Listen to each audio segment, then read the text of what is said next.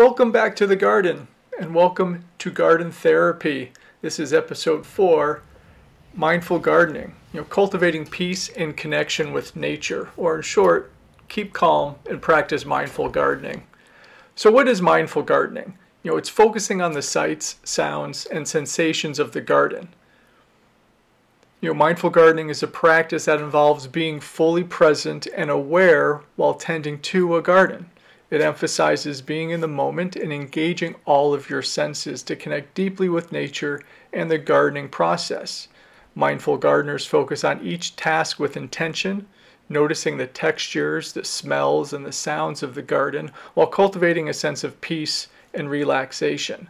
By practicing mindful gardening, individuals can experience various benefits, including reduced stress, improved mental well-being, and a stronger connection with the environment. I definitely feel those things when I'm in the garden. It encourages a mindful approach to gardening tasks, promoting a deeper appreciation for the natural world and fostering a sense of harmony with the plants and the surrounding ecosystem. Also in this episode, I had a chance to attend Harvest Day, which is in Fair Oaks, California, and is put on by the UC Master Gardeners of Sacramento. And I had a chance to speak to a couple of local podcast personalities and gardening icons of Northern California, Farmer Fred Hoffman, and Debbie Flower. And I also had a chance to speak with a monarch and pollinator ecologist, Angela Laws, of the Xerces Society.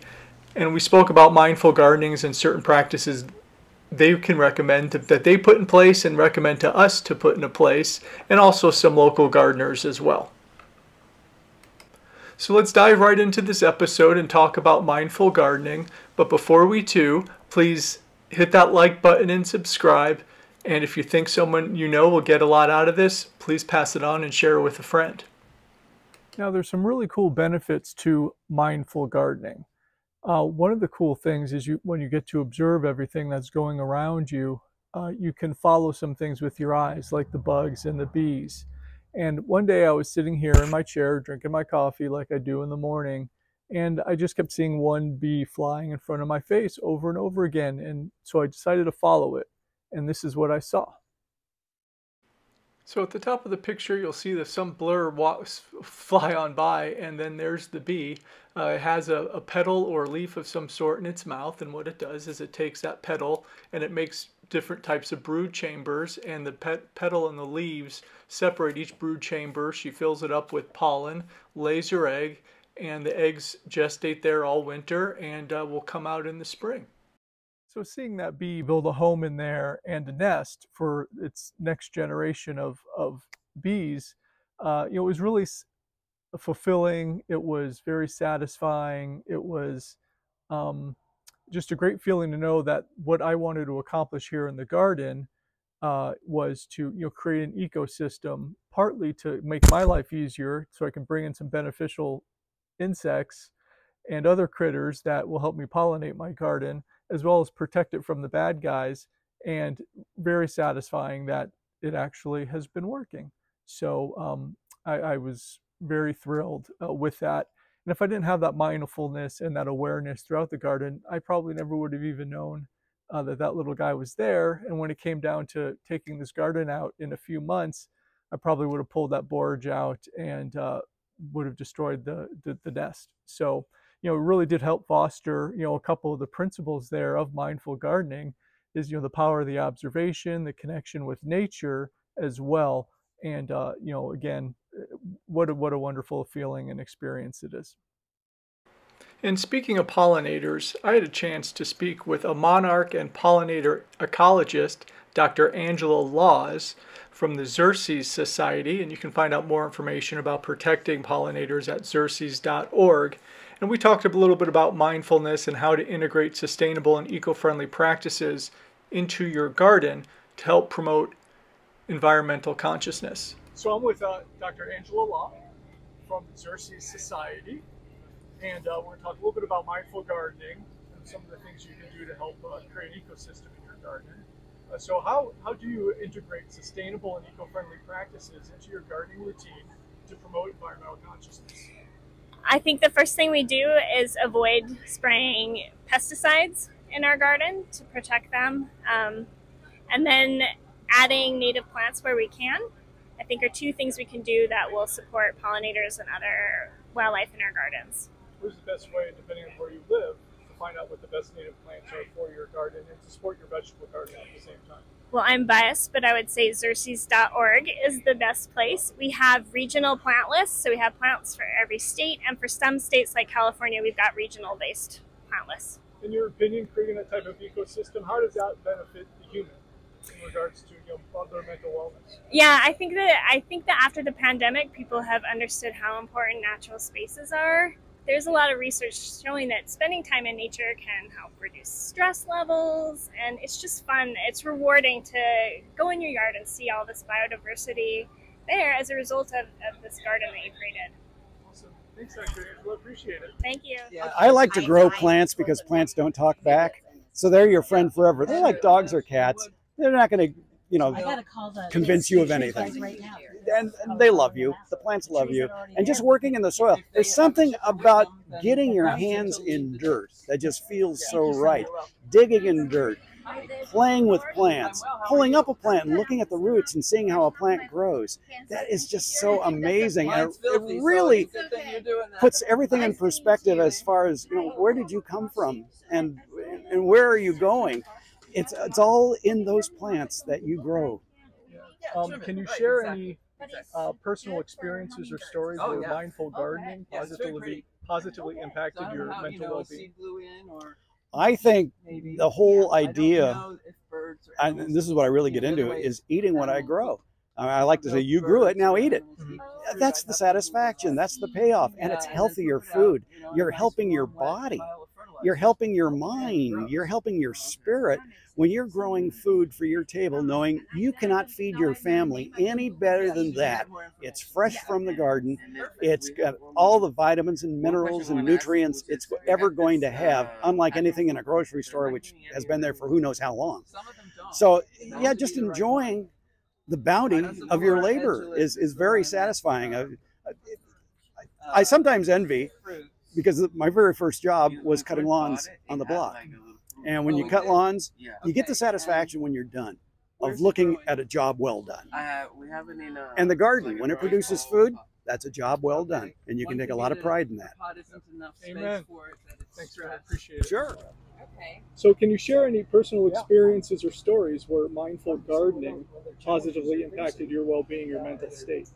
Well, when I first met you, I mentioned weeding. When I'm upset about something, I will go outside and weed if there's weeding to be done, or do pruning, or some that for me is kind of a mindless task, but it's meditative. It's watering, although I don't do a lot of hand watering, but just doing these details takes me out of myself and into another environment, and gets me to stop focusing on what seems to be a really big issue and put it aside and do something else. And often when I come back to the issue, it's not so big anymore.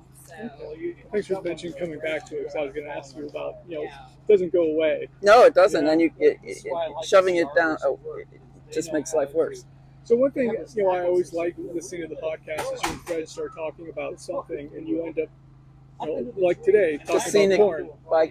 You start at soil and you end up talking about corn in a six-pack. So, when you go in the garden, life is like that. I got to go do this, and you do 12 different things, and you forget to do what you came out there to do. So, how do you what techniques or strategies do you use to stay present and fully engaged while tending your garden? I don't know that it's strategies. I will not garden for a couple of days, and I'll walk through it on my way to here and there, or look at it through the window and think, oh, I need to do this, I need to do that, I need to do the other thing. And so then I make a list. And I said to a friend of mine, just go out for 10 minutes. And well, you're never out there for 10 minutes, but I go out for the 10 minutes to do the first things on my list. And that's when I do that, and then I start getting distracted, and then time goes by. But I guess the list is how I organize myself and how I decide what I'm going to do. When you're in the garden, what do you like best about it? All right, thanks for waiting in the sun. I think the wildlife I encounter. I stop and watch and listen. I don't know if you've heard of the Merlin app. It's for the birds? yes. I turn that on, and it'll tell me what bird I'm hearing, and then I'll try to figure out where it is. Watching, I have 2 cats. Watching them interact. They always are around me when I'm outside. How do I stay mindful? Just always looking around, paying attention to what's going on. Yeah, no, all that's great. Thank you very much. I appreciate it. You're welcome. So in your experience, what specific gardening practices promote mindfulness and a deeper connection with nature? For me, it would have to be pruning, because when you're able to put your hands on the plant and feel what the plant is actually doing, you create that connection automatically.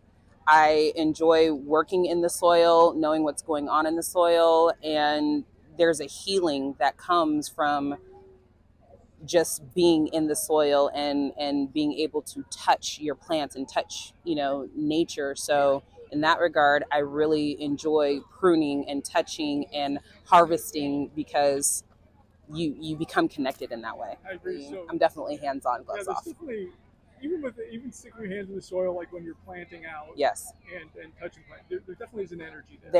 There is an energy that the earth has everywhere, and the minute that you put your hands in it, you can feel it, and definitely calms you down. So busy. The world is so busy, and it's so chaotic. We're missing the basics. We've missed the basics for a really long time, and if we can get back to the basics, everything will be better. Everything nowadays with the technology and AI and, government and politics and where everything is going, it's so far left to where we need to be, which is why we're seeing so many things that's just out of balance in the world. If we can just take that minute to just kind of calm things down, slow things down, we won't overlook and we won't miss as much, but with the fast pace of today, there's a lot that we miss out on as well. So that's what it's all about. It's not about, I know we have to work, but it's not about being in an office building for 8 hours a day. You know what I mean? Like, we've just gotten so far away from where we need to be. If we can be mindful about getting back to nature, volunteering, starting your garden, helping others, grow their garden, the world is going to be a better place for it. It really, really is. That's how it started. That's where we need to get back to. Last week we spoke about, 10 ways you can help experience joy. And one of those was mindfulness and meditation. Now, if you're not one of those people that can, sit still and get their ohm on, and without their mind going crazy, or one of those people that just likes to be active and not sit still, keeping your mind busy with somewhat of a mundane task of looking at a pepper, taking a snipper, clicking it and putting it in a bucket and getting that rhythm of the sound, the snip, the pepper hitting the bowl, that activity and that action will help clear up your mind and allow you just to be present. Mindfulness doesn't necessarily mean you have to be thinking of anything. You're just there in the moment and experiencing what you're experiencing. You do want to use all of your senses, and you're looking, you're using your sight. You can hear the sound of the snippers or the pepper hitting the bowl when you're harvesting.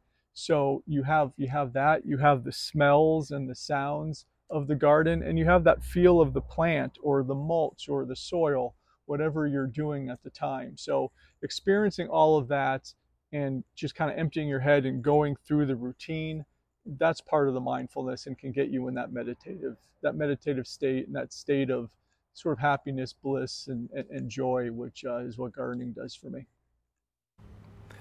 Thank you for watching Garden Therapy and this episode focusing on mindfulness. Hopefully you learned some tips and tricks that you can use in your garden or outside your garden. And if you have a friend or someone you know who could find inspiration in this video, please feel free to share it. And thanks a lot for tuning in. Please like and subscribe, and we'll see you next time.